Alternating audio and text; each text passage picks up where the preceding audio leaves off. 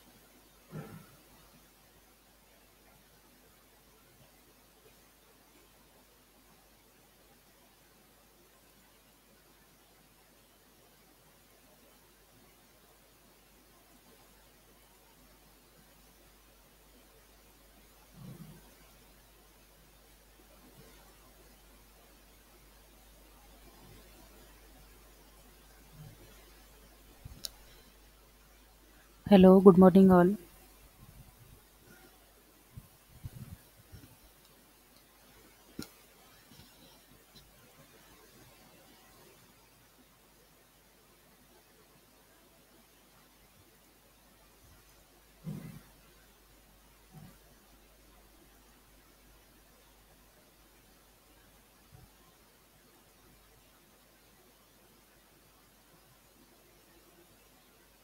Can you see my screen? Yes, can you see triangulation slide? Okay, fine. So, students, last lecture we discussed regarding how we can combine qualitative research with quantitative research. Okay, so we can also conduct the research by combining qualitative research methods and quantitative research methods together, and then validate the results of the research. Now, one such method of qualitative research method data collection is nothing but called as triangulation method. Okay, so today we are going to discuss about triangulation method and some of the terminologies which are related to qualitative research methods. Okay, so what exactly is the meaning of triangulation? Now, as the name indicates, triangulation means which has three-dimensional view. Okay, so in qualitative research methods, triangulation actually it refers to the use of multiple methods or data sources in qualitative research to develop a comprehensive understanding of phenomenon. It means that we don't really rely only on one source for data collection, but we try to validate our findings by collecting the data from multiple sources or by applying multiple methods in the qualitative research. Now, why this happens or why this method is used? Because it helps in comprehensive understanding, more detailed understanding of the phenomenon which is involved in the study. So we can 100% be sure about our findings and we can validate our result in better manner. Okay, so that is why the triangulation method is more effective, because it can collect the data from multiple data sources. Now, in triangulation, there are various types. Okay, so how in triangulation it studies how they are compared depends on the methodological framework that is used. Okay, now in triangulation is one technique which combines the data sets and three different kinds of triangulation that can be distinguished. So there are three different kinds of triangulation: convergence, complementarity, and divergence or dissonance. Okay, so divergence or dissonance, this is also called as one method of the triangulation, the different kinds of triangulation techniques. Okay, so we are going to study these techniques in detail. Now, there are four types of triangulation.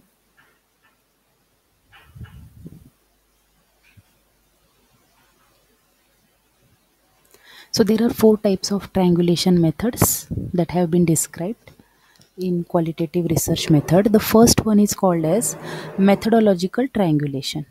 Okay, the first one is called as methodological triangulation. So what is methodological triangulation? Where more than one method is used to collect the data, that is called as methodological triangulation. Okay, more than one methodological approach is used to collect data, that is called as methodological triangulation. Then the next is data triangulation. Data triangulation is where the data are collected from more than one data source. Okay, one data source or respondent or group. Suppose there are various groups in the society. Okay, old age group, professional, working group, like that. The data is collected from various data sources. Then the third type of triangulation method is investigator triangulation. Investigator triangulation is the method where two or more researchers or investigators. Okay, now here investigator means the one who is doing the research or doing the investigation of the study. So where two or more researchers they take part in the analysis of the data that is collected in qualitative research, then that method is called as investigator triangulation. And then the last is theoretical triangulation. So theoretical triangulation is where the different theoretical perspectives or different frameworks are adopted for the study. Okay, so you can see here various types of triangulation methods are there. So various methods that are used for collecting the data. So various methods like there is a interview method, there is a survey method, there is a group discussion, brainstorming sessions like that. The methods are adopted. Data triangulation is, as I said, from the different data sources. Okay, then investigator is that the number of people who are involved in the study, carrying out the research study. So researchers can be two or more. And then the last is theoretical triangulation. So various theories. The research is not based on a single theory but multiple theories, and then the multidimensional analysis can be done on the basis of evaluating these theories in the practice. So this is how different methods are there, and these methods make your research more productive, more comprehensive when you are validating from various ways. Suppose one investigator have submitted the data, then the data is also collected by the XYZ another investigator, third investigator, like that. Once you collect the data or once you integrate the data from various investigator, you can confirm about your findings and your accuracy in the data increases. Okay, so triangulation is very effective method in carrying out the qualitative research, right? Now in this we talked about various methods. The first is that divergence and convergence. Divergence versus convergence. So what is the meaning of divergence or convergence? So convergence generally means coming together. Okay, like methods or people, investigators, they come together and they carry out the research, while divergence means generally means moving apart. Okay, so people tend to do the individual research. Okay, that is called as a divergence. So that is the terminology you should understand, you should know when you are dealing with qualitative research. Then the next is complementary research. Okay. Now complementary research is nothing but it is called as epistemological study. Okay. Now there is this new term called as epistemological design. Now what do you mean by epistemological design? It is nothing but the way you go about collecting and interpreting the data, what methodology you are adopting, whether you are going properly in the scientific manner, how you are interpreting the knowledge, how you are interpreting the findings or truth behind the study. So there is the proper methodology about collecting and following the process. So this method we call it as epistemology. So there is a epistemological approach which is involved in the study of complementarity design. So this is about epistemology. So it is a theory of knowledge and it deals with how knowledge is gathered and it is gathered from which sources. Okay, so that systematic study we call it as epistemology. So when we are talking about a complementary design, it is nothing but one of the epistemological design to understand the human behavior. Now, when we are dealing with qualitative research, we know that we more talk about the behavior. We talk about evaluating the perception of the employee. We talk about the emotions of the employee because employees or any person in the society. So when we are carrying out a qualitative research, we are mainly dealing with human behavior, understanding the human behavior through the use of separate but related research approaches, that is nothing but called as complementary design. Are you getting? So here is one example. Given the impact and complexity of human behavior in matters of health. So in health, use of complementary design has a special relevance in study because it understands various factors that are related to health and the illness in human population. So what are the factors that are increasing the complexity of the human behavior that can be studied? So most of the human behavior studies, these are complementary in nature, right? So this is what is nothing but the approach that is called as triangulation. So we are collecting different, you, applying multiple methods, multiple data sources. Okay, and also we talked about various types of triangulation: methodological, data, investigator, and theoretical triangulation. So this is important from the point of view of MCQs.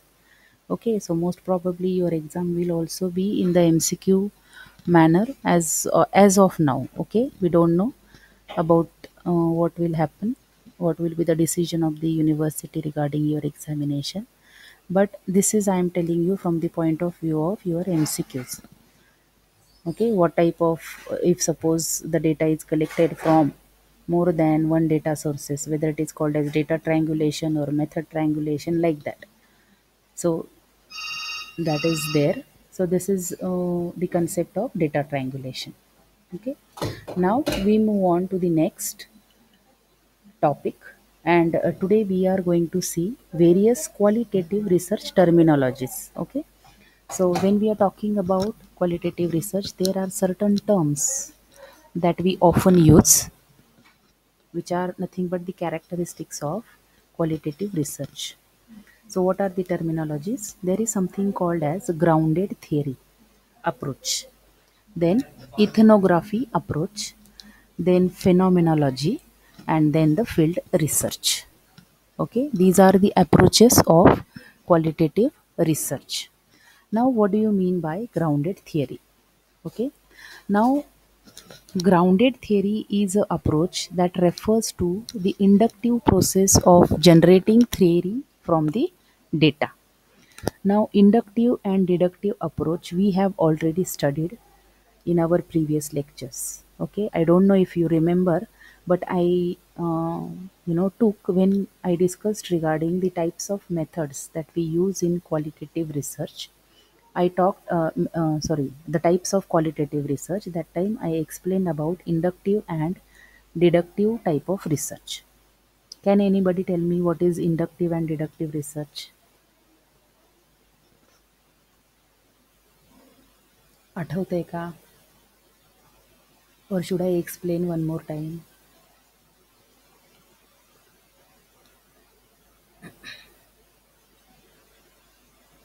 Hmm? Okay.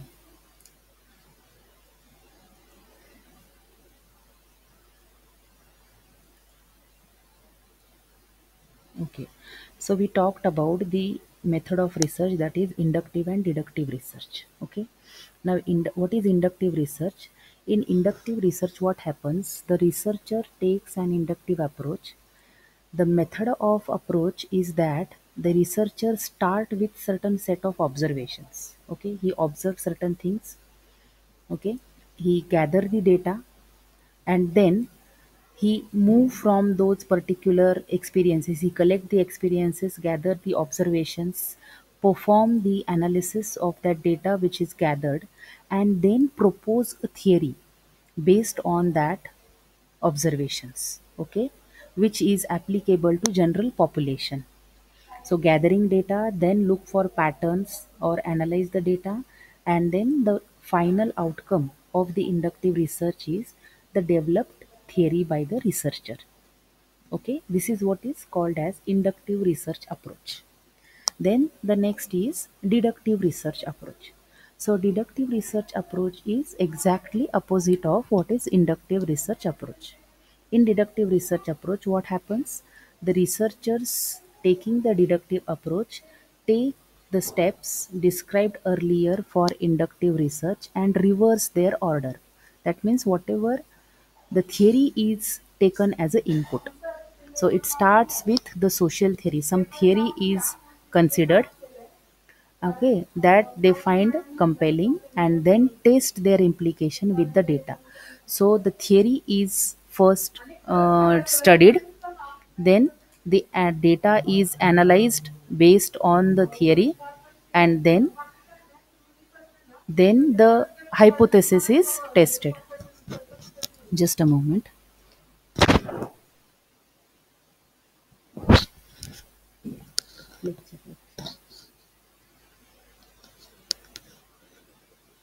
Okay. So a theory is considered first. On the basis of theory, the data is collected, and then the hypothesis, whichever is stated for the study, it is tested. So hypothesis is tested from the theory. So theory is a input, whereas in inductive research, theory is the outcome. Okay, so that is the difference between inductive and deductive research. Okay, so when we are talking about a grounded theory, okay, grounded theory, it refers to an inductive process of generating theory from the data. So this is considered as ground up, or we can also call it as bottom up approach or bottom up processing of the research data. So there are, there are various theorists are there, okay, who put forth various theories related to research, and they have argued that the inductive research process is better as compared to, or it gives more accuracy as compared to the deductive kind of research. Okay, because in inductive research it is generated from the observation. So first the phenomenon is observed, the data is collected, the data is analyzed, and then it develops the theory. So whatever theory that is developed or stated, it is, there are more chances because it has a proof and proper foundation which is attached to that theory. So grounded theory approach, they say that it is the inductive process, and it is uh, you know more empirical and more valid as compared to the deductive kind of research. So, more when we talk about a grounded theory, it is a methodology or an inductive approach in gathering and analyzing the patterns in the data.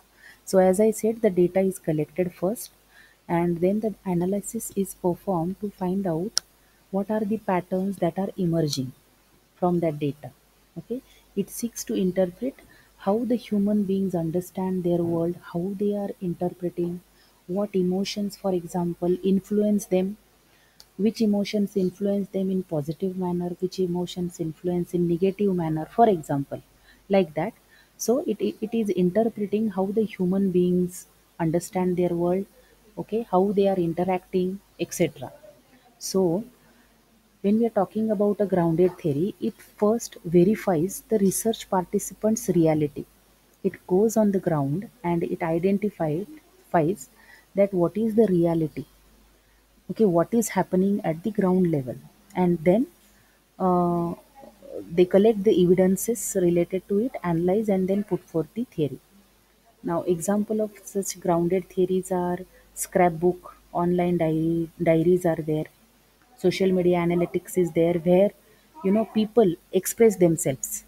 So most of the nowadays, most of the qualitative research methods also use social media as a tool for data collection.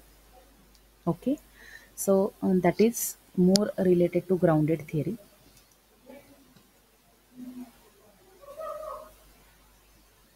Now, grounded theorist, this we have already done, that they criticize the inductive reasoning since it relies upon a prior assumption about the world. Okay, because in deductive research, what happens?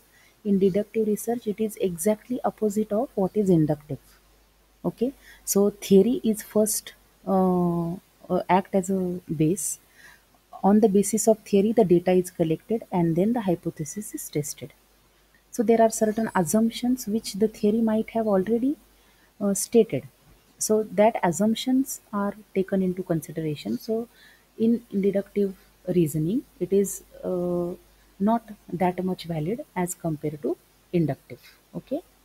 Also in uh, inductive theory, it incorporates the deductive reasoning when using the constant comparison. So when there are sometimes, you are comparing the behavior of one group with the other group. So in such cases, the constant comparison methods are also used, right?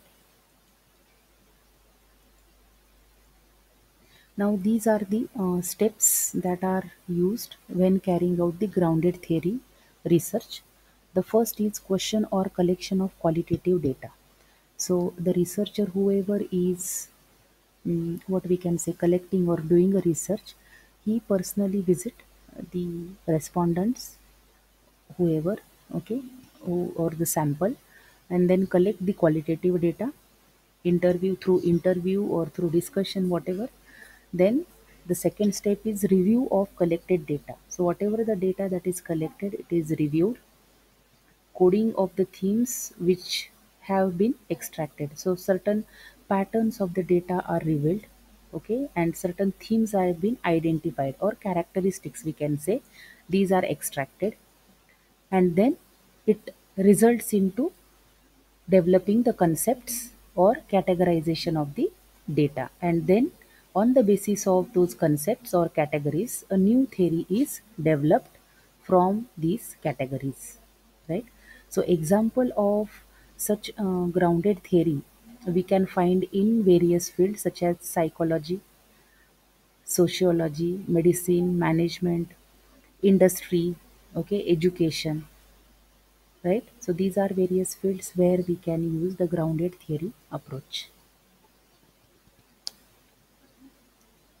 So that is about the grounded theory. The next type of research method or the approach is nothing but ethnography. Okay, ethnography. Now what is the meaning of word ethnography? Ethnography actually came from the Greek word that called as ethos. Okay, and ethos in Greek, it means the folk or the nation. And grapho is what? Grapho is the way to represent. We know graphs. We plot graphs, and we use to represent data in a graphical manner. But now here we are not talking about chart as such, but when we say grapho, it means that we are trying to represent or write some pattern of data or some design kind of thing. Okay, so that is nothing but grapho. So it is nothing but the methodological study of people and culture. So mainly where the study involved about studying the people behavior and the culture. Then in such cases the ethnography is used. Okay, because ethos, it means folks. So characteristics of folks, what culture they follow, the cultural differences, the studies related to cultural differences that come under the ethnography research. So this is often used by cultural anthropologists and the researchers, okay, and they use this ethnography for representation and interpretation of their study. The group culture is represented graphically. So in this we talked about graphy, right? So what is graphics? Here it is used. The group's culture is represented graphically in the form of chart, some diagrams, some flows, like that, or in writing also in different steps what the culture they are following. So that is nothing but called as a ethnography. So, when we are talking more about ethnography, the study features the system of meanings in existence of a cultural group. So, it is most appropriate for exploring the beliefs, issues, language. Suppose the cultural differences are there among the people. Okay, people are from various backgrounds, various layers in the society. They speak various languages, they are born and brought up in various, you know different environments in their own culture. Okay, so uh, this is appropriate in these particular environments where there are multiple culture systems, and people deal with all these cultural systems. Now, when we talking about how do we conduct the ethnographic research, so there are certain steps that are followed in a ethnography research. The first is evaluation. Okay, first you have to study whether the ethnography is the most suitable approach or not. Are you studying about are you studying about the cultural difference? Are you studying about the human beliefs? Okay, or the issues which the community face due to cultural differences? Then you should go for ethnography research. Then the first, once you evaluate whether it is suitable or not, the next step is identify and locate the most appropriate group for your study. Okay, what group you wanted to study under your research activity. So you have to target or select one appropriate group for the study. Then selection of cultural themes or theories or issues. So once you select one particular culture or group, you have to select what cultural themes you are studying, what are the theories that are based in those cultures, and what are the issues that are faced by the individuals in while dealing with that particular culture.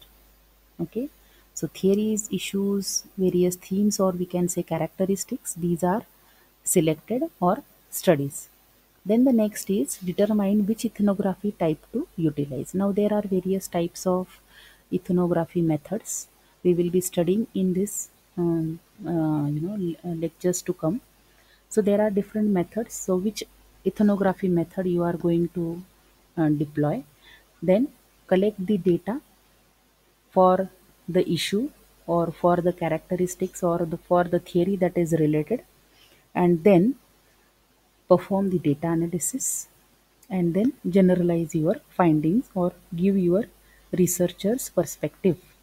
Okay, try to represent the data through researchers perspectives and the participants perspective as well. Okay, so one who is doing the research and one on whom the research is conducted, so both participants view as well as researchers view is equally important. So that is stated in the ethnographic study.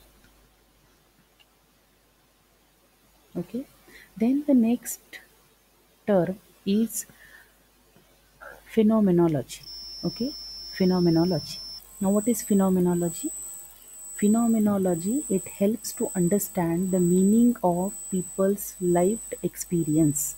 So people, in qualitative research, we also study the we also conduct the research on the experience.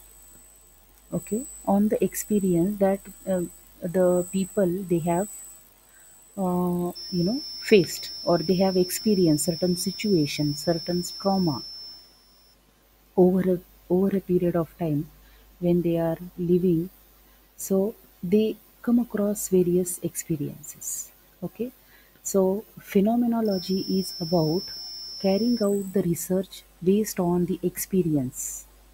So phenomenological study, it explores what people have experienced, and it focuses on their experience as a phenomenon or as a concept. Phenomena is what? It is a concept. So as a phenomenology, it has a strong foundation in philosophy, right? So many kind of social work or research where empathy and perspective, it is more important. You are observing the things from which perspective. Sometimes you experience certain, you come across certain negative experience. Okay, at workplace, suppose you are performing your duties very diligently, in very, um, you are working very really very hard. Okay, but uh, out of the suppose there are 10 tasks that are given to you, you are successful in 9 tasks and you are failed in one task. So management will never appreciate that you have really sometimes it happens in certain organizations. So they talk about where you have failed rather than appraising you where you were correct. Okay, so it is one experience of an individual. So a people or the employee, he or she start thinking that whatever we are doing, it is useless, okay, because my work is never appreciated. Like this, suppose this is one experience like this, and then you create your own perspective, you create your own thinking about a work style or how you should behave, okay, and then you lead your life. So like this, there are various experiences the people come across in their life, and the study of these experiences is nothing but called as phenomenology, right? And then the last type of terminology, it is nothing but called as field research. Okay, now field research is very simple. As the name indicates, field research approach is a qualitative method of data collection which is aimed at understanding, observing, and interacting with people in their natural settings. Like you go on field, okay, suppose you wanted to study a tribal community, okay, how they are living, what are their problems, how they uh, you know what is their literacy level, how they are interacting, how they are born and brought up, what is their daily schedule, what is their source of income, like that, okay.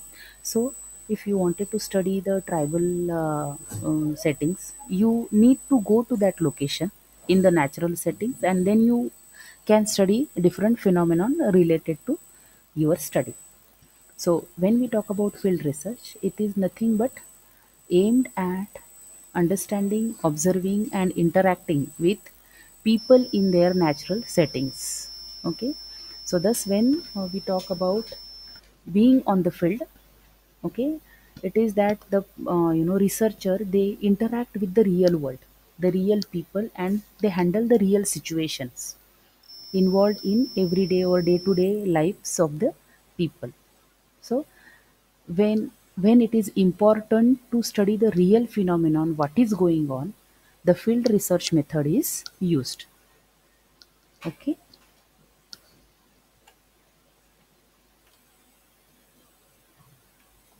So in field research methods, it typically involves various methods like participants observations, like the researcher, he or she individually participate, okay, then just a moment, okay,